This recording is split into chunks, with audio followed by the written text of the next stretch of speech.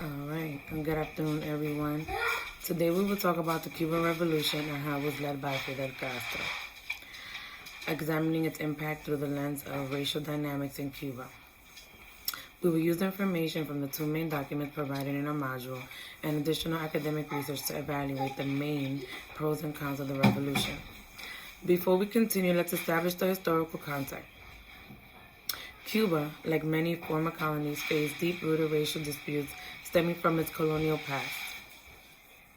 The arrival of Spanish colonial settlers and African slaves laid the foundations for a history of racism, with Cuba being the last Latin American country to abolish slavery in 1886.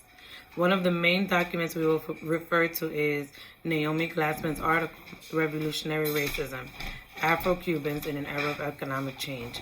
Glassman, who offers an analysis of how the Castro regime addressed racial inequality in Cuba while highlighting persistent challenges.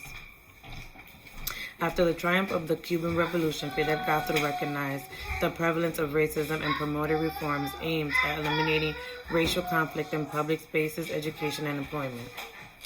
Let's talk about some of the pros that Fidel brought with his reforms, among which are legislation against segregation and discrimination. The Castro regime enacted policies to desegregate public spaces and prohibit all forms of legal discrimination, giving Afro-Cubans equal access to beaches, parks, workplaces, and social clubs. There is also the increase in political representation, in which efforts were made to increase Afro-Cuban political representation, and the percentage of black members in the Council of State expanded over time, although with some fluctuations. Redistributive social and economic reforms. Castro's redistributive social and economic reforms significantly improved the quality of life of Afro-Cubans by expanding education and medical benefits, reducing racial disparities in life expectancy and education, and providing great opportunities for social development. And finally, improvements in education and healthcare. Educational reforms contributed to improved levels of literacy and education among Afro-Cubans, leading to equivalent proportions of blacks, mulattoes, and whites in professional jobs. Additionally, healthcare reforms reduced racial disparities in life expectancy rates. The Castro government's redistributive social and economic reforms that had a positive impact on the quality of life of Afro-Cubans. These reforms expanded educational and health benefits, reduced racial disparities in life expectancy and education, and provided greater opportunities for social mobility. However, despite these advances, Glassman's analysis highlights several current challenges. Disadvantages of the Cuban Revolution in addressing racial inequality, like taboo of racial debate. Despite initial efforts to address racism, discussions of race and racial inequality became taboo topics under the Castro regime, hindering future discussions and improvements.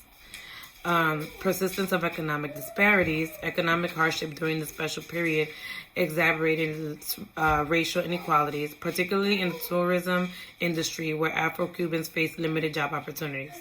Furthermore, the legalization of personal businesses favored white entrepreneurs, widening the economic gap.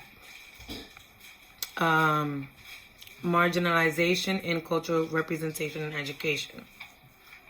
The government's focus on the Cuban national identity often ignored the cultural roots of Afro-Cubans and marginalized groups, perpetrating racial ignorance and stereotypes.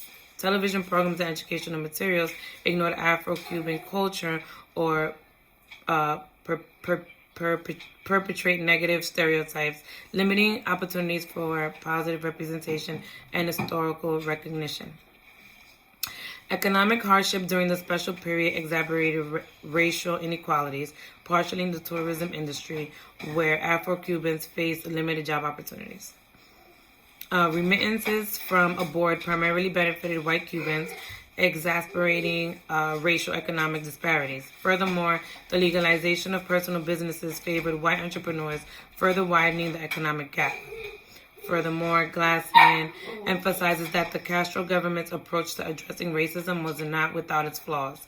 Despite initial efforts, discussions of race and racial inequality became taboo topics, hindering further discussions and improvements.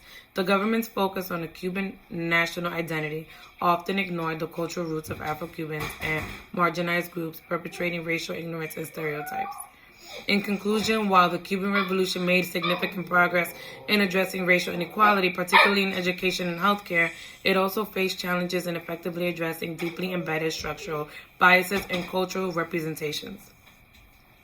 By critically examining primary documents and academic research, we gain a deeper understanding of the complexities surrounding the race and the Cuban Revolution. Thank you guys for your time.